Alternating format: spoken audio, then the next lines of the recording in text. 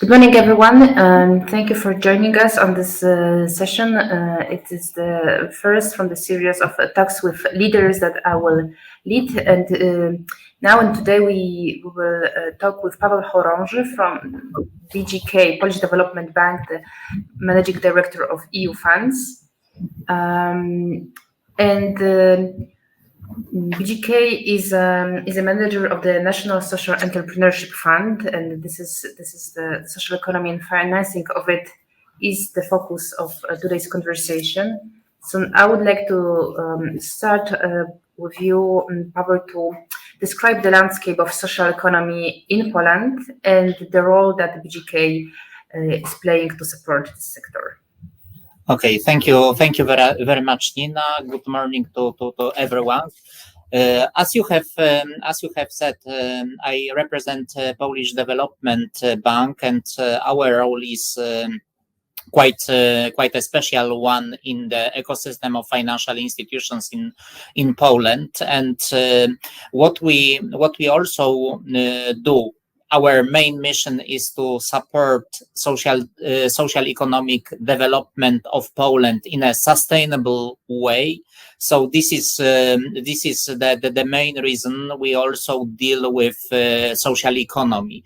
So social economy in Poland, on the one hand, has a quite long-standing tradition. On the other, it is also quite a new phenomenon in Poland. So just to mention, 2004, in the eve of the EU accession, there was an introduction of the law on social cooperatives in Poland. So there are also changing forms and changing challenges in the implementation. So now I think social economy is more than 1,000 social cooperatives in Poland. So in this almost 20 years, we have 1,000 entities with very different situation. Some are really good prospering social enterprises. The other one heavily depend on the public support or support from other entities. So social cooperatives are only parts, because we have also vocational training centers dealing with disabled people, NGOs, which can also run economic activity, and it is the vast majority of all social entities in Poland. So just not to make too long this presentation on the sector as such, there is quite a lot of different forms and different entities. On the support side, or the supply side of the ecosystem, we are BGK. We cooperate with different entities, with so-called financial intermediaries, but there is also another quite a big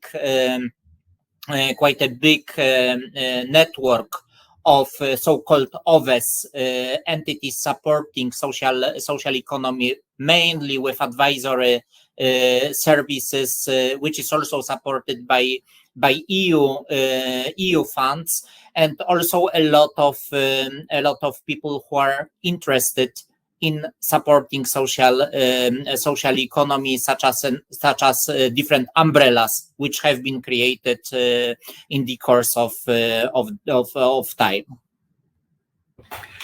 Thank you. And could you now describe the role and engagement of the BGK in financing the sector, with the programs and how it started and how it developed?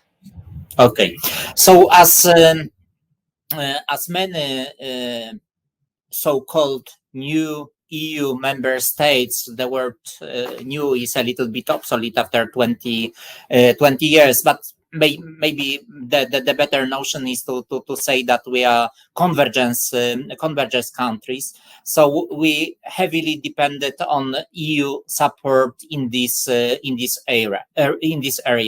In the beginning, it was grants, but what we also observed, it was the necessity to increase financial autonomy of social enterprises, and then it came to an idea to create a fund which would offer not only grants, just to allow social economy not to live from the grant to the grant, but more sustainable firms. And the 2013 there was an establishment of first social enterprises loan scheme coming from the EU funds, and within the time it was subsequently increased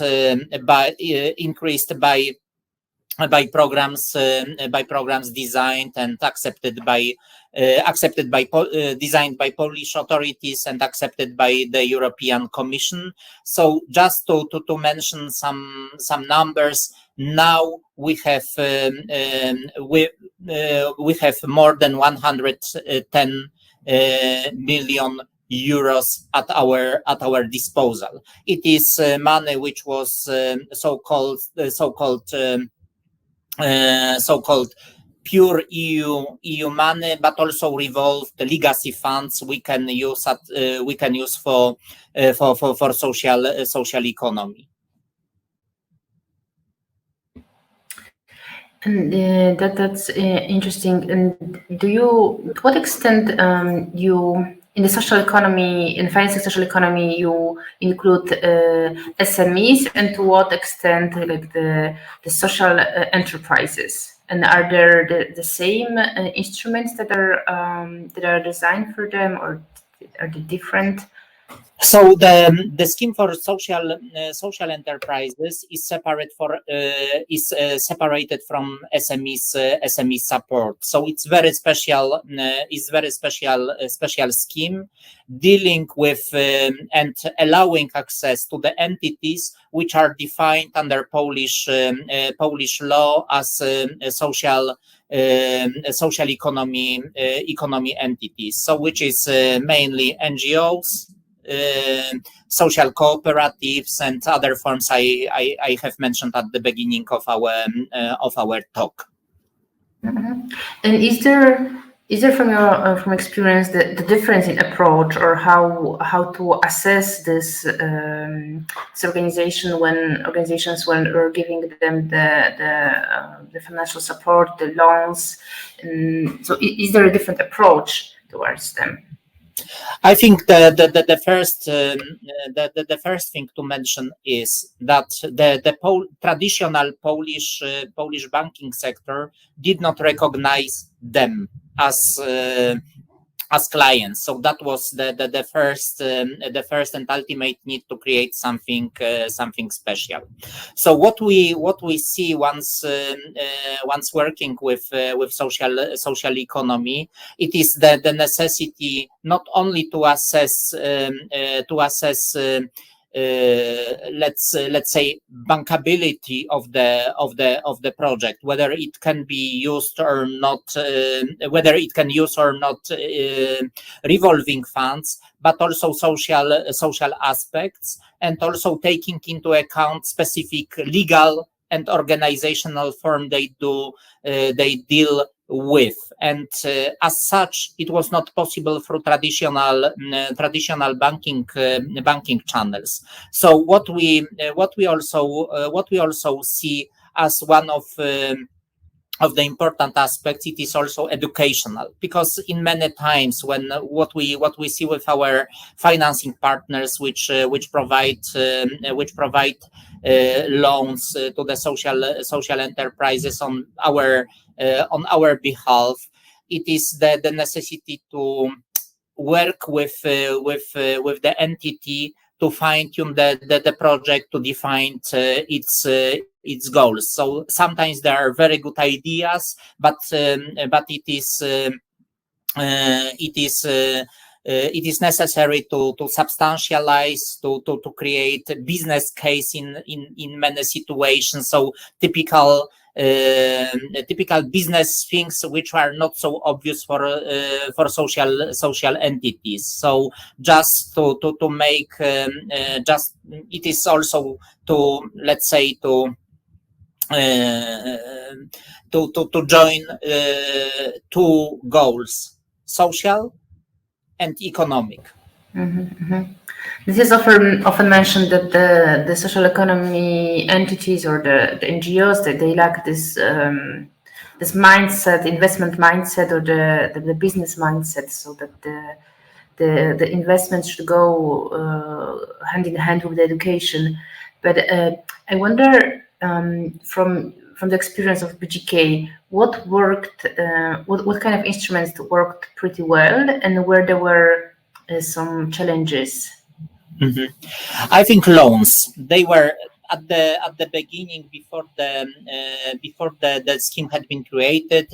There was a special task force which heavily discussed what should be done at first. There were some people saying that we should concentrate on loan schemes, other guarantees, and maybe go through the traditional market.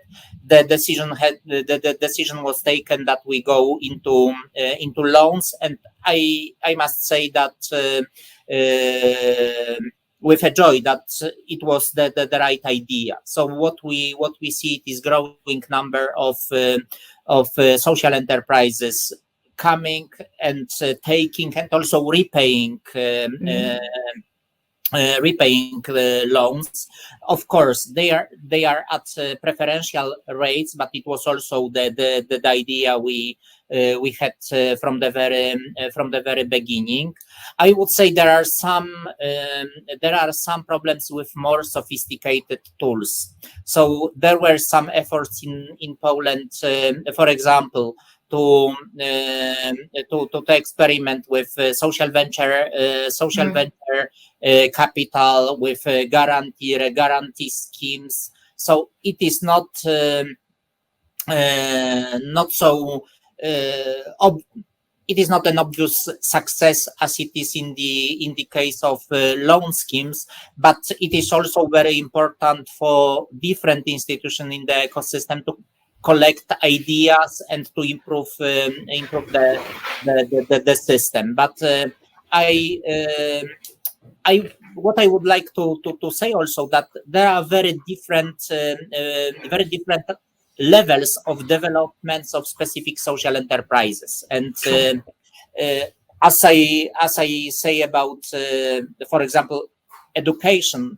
So it refers to the vast majority, but we have also social enterprises which are very well educated in economic terms, in marketing, in different aspects of their functioning. So what we see, and what is also the challenge, it is the combination of grants which are offered from the EU funds with funds as revolving funds coming from us, from the EU budget.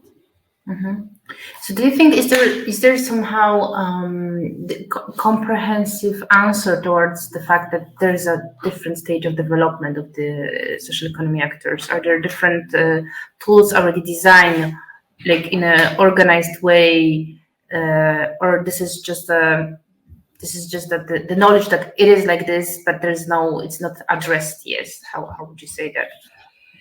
I think what we are trying to do as a development bank, it is to hear what is needed and to adapt our offer. So I have mentioned that altogether we will have at our disposal, including money coming from this programming period, more than €100. But what we also have, it is quite a vast product portfolio. So we do not limit ourselves only to the loans. We have loans for startups. We have loans for longer existing enterprises. But we have we are also social venture capital, small schemes. We have we are working on relaunching again guarantee scheme. So I would say we are also trying to learn from our failures. Because we once in the past we tried with guarantee scheme. There was only one guarantee, which was issued at that time. So we come back to the ideas. What is also important, it is the work with social enterprises. So I think the main difference between SMEs and let's say common or SMEs and social enterprises, and it is the necessity of the contact and work with the entity just to understand what they are doing, and it is what we are trying to bring to our financial partners, to our financial intermediaries, that it is not a loan as in the case of SME, which is investment loan, and if an enterprise knows what are conditions, they come and they take it. Here you must make a greater effort to sell it to the client, and in many cases it requires also fine-tuning of the initial, or even changing the initial project idea, which was to be financed. That's interesting. So this is like the ongoing work with the social enterprises and having like it seems like there's more cooperation in working on the business idea than it is in the let's say original SME. I wonder now, taking into account the current situation, the cost of capital, and also in the light of social economy action plan, there's a lot of conversation around Invest EU and the capital from there, trying to attract private investors in social economy, among others.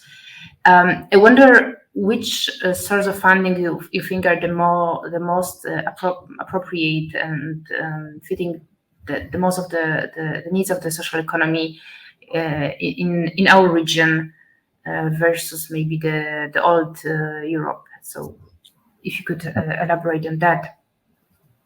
Okay, we had a lot of discussion about that, because as a bank we are also implementing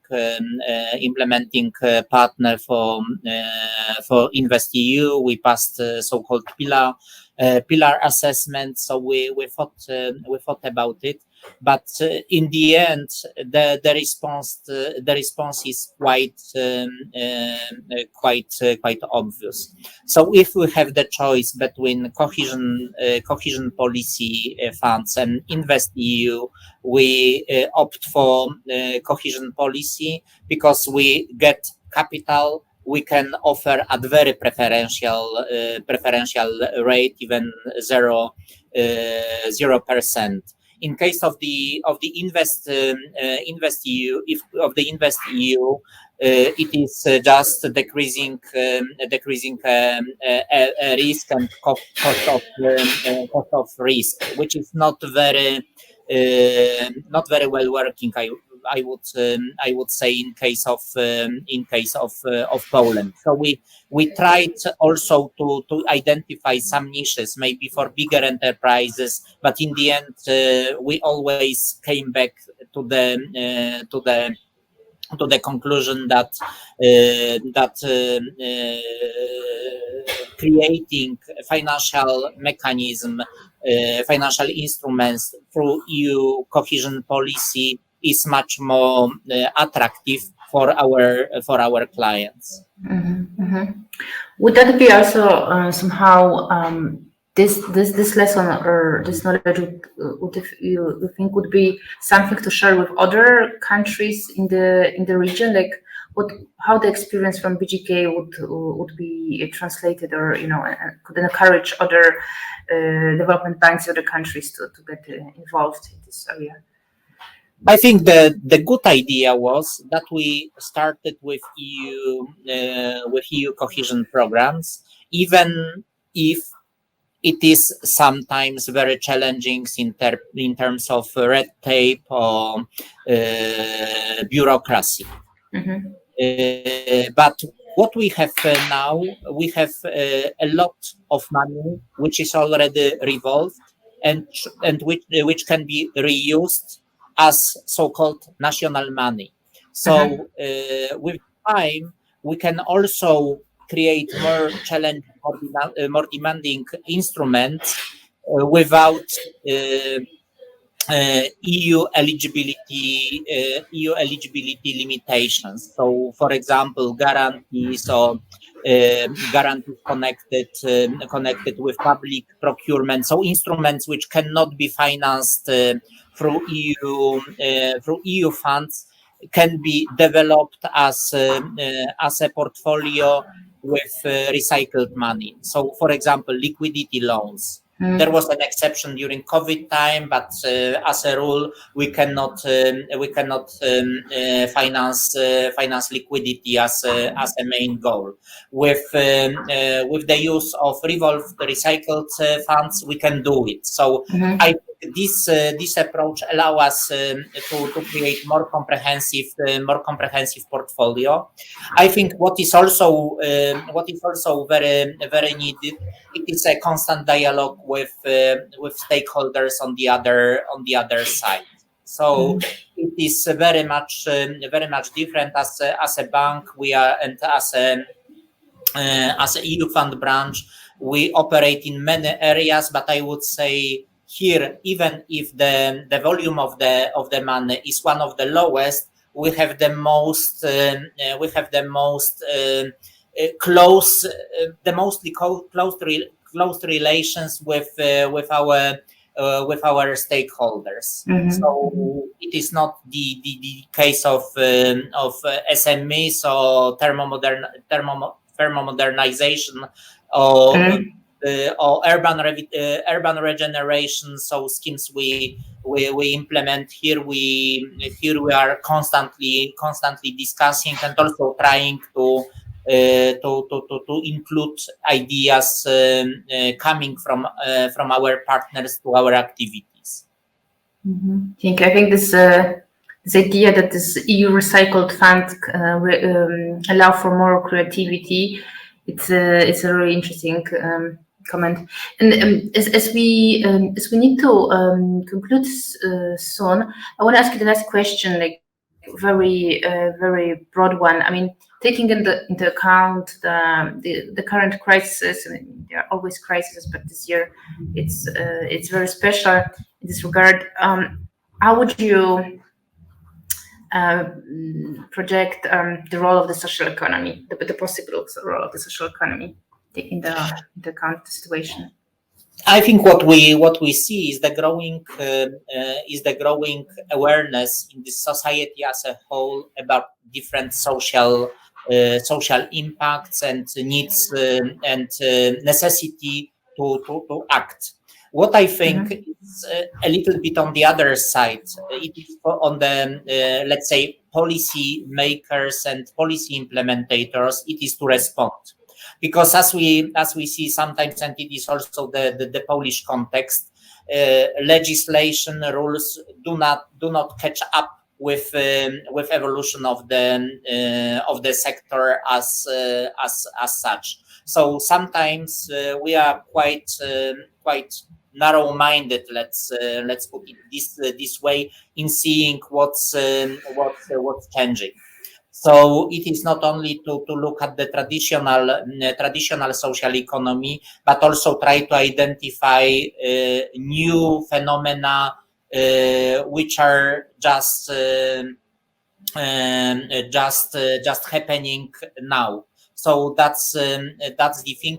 The other aspect is also, and I think it is the role of institutions as our partners, it is also to be able to finance small institutions, small amount. Usually it is not of interest of big financial institutions or established banks, but also try to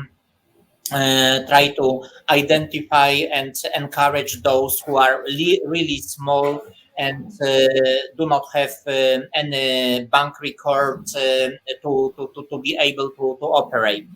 The other issue I would like to raise is it is also I think on the more on the policy making side. It is also to view that we should create sustainable ways of financing, and what we see with EU cohesion policy, which is very generous. It is not only to spend it on the grants, but also try to combine and make social economy really social, but also economy able to generate and to function on the market. Thank you very much for this comment and for your contribution. And I want to thank you for this again, and everyone who was joining us, and remind the participants that they will soon launch a poll to this small survey. And Paweł, thank you very much again, and hope to stay in touch soon. And good best of luck and with what you're doing. Yeah, thank you very much. Thank you.